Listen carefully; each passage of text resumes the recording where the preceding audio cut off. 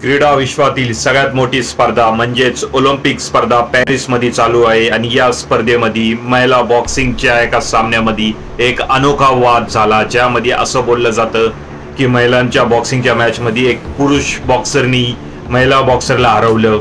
इटलीची Angelina कॅरिनी विरुद्ध अल्जेरियाची इमानी खलीफ यांच्यात हा सामना होता, ज्या सामन्यामध्ये अल्जेरियाच्या इमानी खलीफ यांनी इटलीच्या कॅरिनीला 30 सेकंदमध्ये नाकावर 4 गुद्दे मारले आणि ती खालीच पडली, बेशुद्ध झाली। त्यानंतर इटलीच्या बॉक्सरनी अल्जेरियाच्या बॉक्सरला बाई दिला। हा सामना अर्ध्यावरच सोडून गेली ती।